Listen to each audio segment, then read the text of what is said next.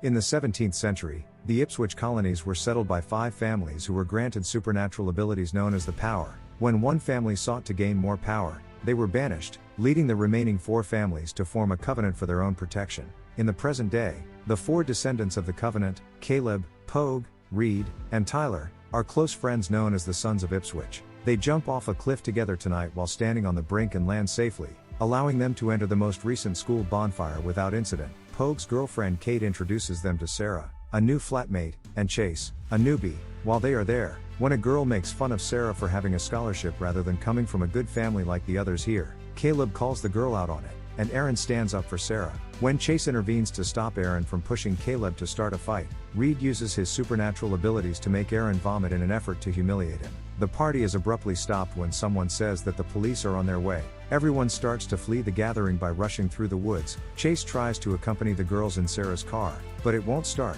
Reed offers to fix it and poses as someone who is looking beneath the hood, but he is actually utilizing his abilities to take care of it. The 4 witches decide to have some fun once they leave in their own automobile. They are being chased by a police car at a high rate of speed through the woods, and the boys are doing all kinds of weird things to avoid the trees in the pitch black. After emerging from the jungle, they discover themselves speeding through an open, misty landscape. As they approach a cliff's edge, the lads start to work together to use their special abilities as Reed speeds up in the car over the abyss before disappearing in the fog. When the boys' automobile abruptly drops from the skies behind the police car, the cops are startled as they draw the wrong conclusions. The officers' confusion and horror prevent them from responding. Giving the youngsters time to flee, Caleb finds his mum still awake when he arrives home.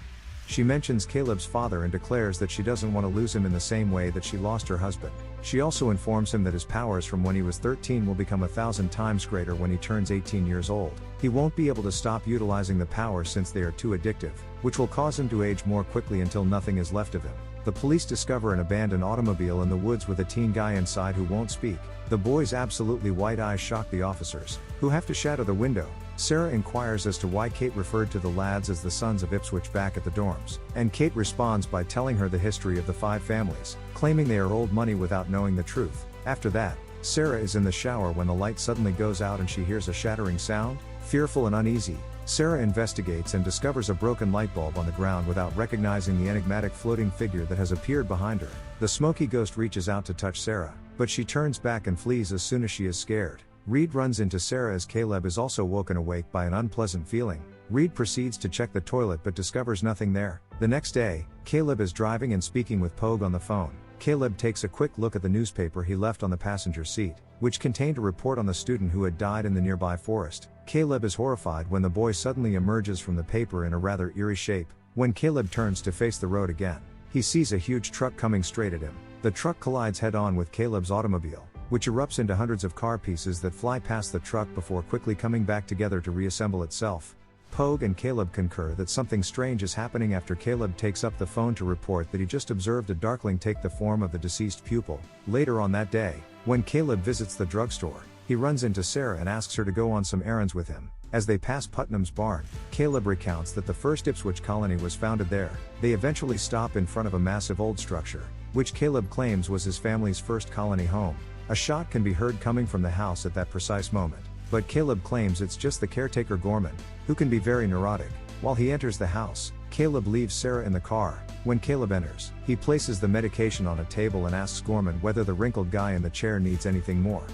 However, Gorman refuses. Everyone heads to a bar in the afternoon for some fun, and the lads utilize their abilities to peer underneath a girl's skirt while they wager on the color of her knickers. Aaron provokes a quarrel with Reed and Tyler by accusing them of cheating during their pool game while Kate and Caleb are dancing together. Reed and Aaron are prepared to start fighting when they swiftly move the altercation outside. However, before things get out of hand, the bar manager arrives with a bat and orders them to stop. After Aaron and his companion have left, Caleb confronts Reed about utilizing his powers in public. Reed grabs Caleb with excessive magical strength since he doesn't enjoy being reprimanded. In response, Caleb magically pushes Reed onto a stack of drums. By hurling one of the drums, Reed attempts to counterattack, but Caleb is quicker and fires an energy ball, which drives Reed further away. Before things worsen, Pogue and Tyler need to step in and separate them. Caleb drives Sarah back to the dorms after they leave the pub, and they then embrace. Later that evening, a spider enters Sarah's chamber covertly and crawls across her face before slowly slipping inside her ear. When Sarah wakes up feeling strange, she rips back the sheets and is startled to discover a bed covered in spiders. When she leaps to the ground, Other spiders pursue her. One even creeps up Kate's nose before emerging from her forehead. Sarah finally awakens at that point, but she is still terrified. In the meantime, Caleb is having trouble falling asleep and Pogue calls to let him know he just witnessed the ghost as well. The next day, Sarah visits the library to learn more about witches and Caleb's ancestry. While there, she learns that the spiders she saw were a common spell and that this town was where the witch hunts first began. Following swimming practice, Chase makes fun of Aaron's masculinity in the locker room, and Aaron responds by hitting him. Chase effortlessly knocks down Aaron with just one move, impressing everyone as Caleb tries to stop them before things become worse. Later on in the evening, Caleb and Sarah go out once more, and Caleb mentions that it's his birthday and asks Sarah to join him for the Autumn Fest on Saturday. Before they start kissing passionately in the car, Sarah agrees. When Caleb tries to fall asleep at home, he is startled when the ghost reappears in front of his bed before abruptly vanishing. The following day, Caleb and Chase compete in a race during swimming practice. They compete head to head at first, but Caleb soon gains the lead. Suddenly, Chase's eyes become dark, showing that he too possesses supernatural abilities, which he is employing to cause Caleb to hit his head against the wall. Caleb passes out, and when he awakens a few seconds later, he sees his buddies standing over him and informing him that Chase saved him from drowning. Later, Chase is summoned to meet with the principal, who informs him that Chase's ID was discovered in the dead student's car. Chase attempts to appear innocent by claiming he has no idea how it got there. Now that Caleb has begun to mistrust Chase, he and Pogue break into the admissions office in the evening to look into Chase's application. They learn that Chase was adopted and that his original last name is Pope. His parents passed away when he was 18 years old. Before they finish reading, they hear a guard coming.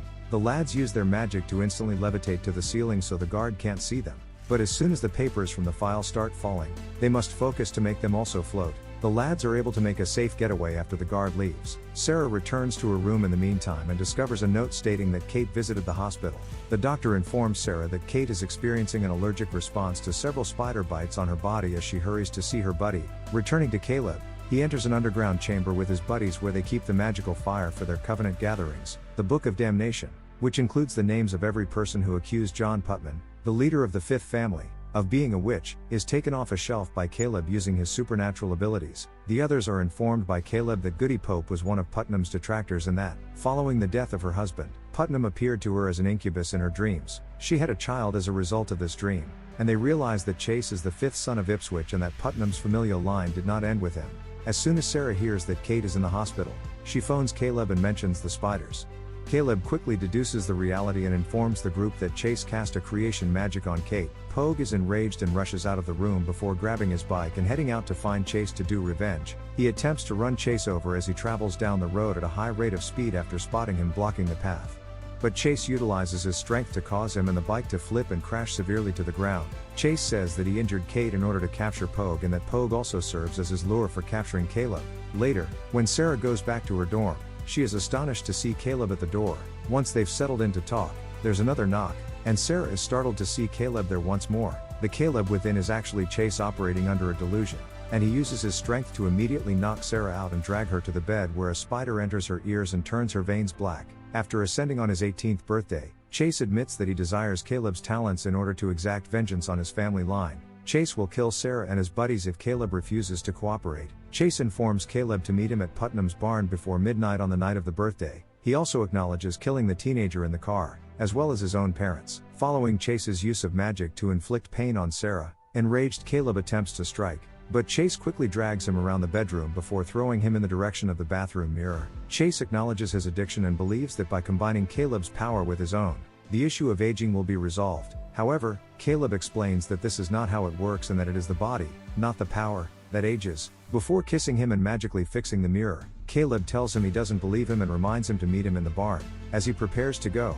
Caleb persuades him to at least stop the spell on Sarah so she won't pass away before tomorrow night. After Chase has left, Sarah awakens, and Caleb makes it appear as though she passed out when he informed her that Pogue had been in an accident and was now being treated for critical injuries in the hospital. The following day, when they pay Pogue a visit at the hospital, he advises Caleb not to challenge Chase because the latter is too strong. Later, Sarah begs Caleb to explain what's happening. So Caleb takes her to see his father William. The wrinkled man Gorman is taken care of.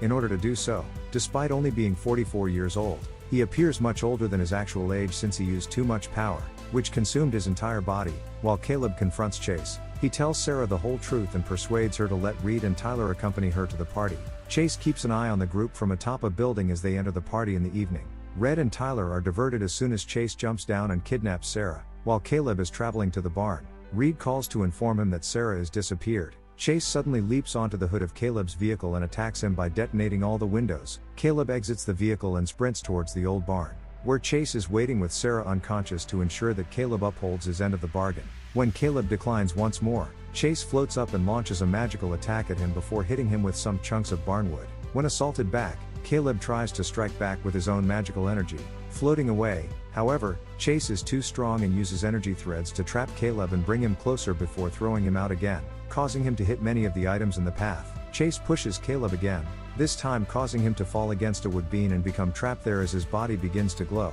signaling that it is now his birthday and that he is now ascending. Caleb's body absorbs energy for a number of seconds until he sinks to the ground and is finally able to respond appropriately. Now, Chase is harmed by his energy strikes, which also cause a lantern to catch fire and send Chase flying through the barn. The boys then start hurling objects at one another, but during a brief break, Chase strikes Caleb with an energy ball once more before throwing him out the window. Chase tries to force Caleb to pronounce the words of the spell that will transfer the powers, but Caleb has a strong will and pushes Chase away to continue fighting in a ferocious exchange of energy balls. Chase then goes on to grip Caleb's face. While everything is going on, Caleb's mother stops by the old house to chat to William, persuading him that his life is meaningless and that he should take care of his son.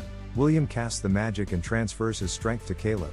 Lightning strikes the barn, and Caleb gains access to his father's magic, enhancing his strength. Caleb is now stronger, so Chase throws him yet another energy ball, which he effortlessly catches and returns to it. Chase is thrown backward and caught in the explosion that results from the energy ball striking the fire in the barn after it strikes him and goes through his body.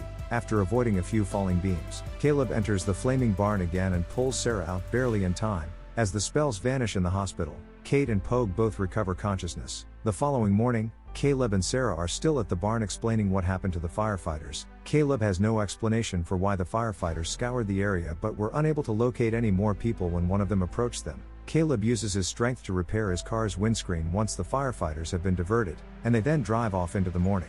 The end. If you like this story, please subscribe to the channel and like it to motivate me to bring you more stories like this.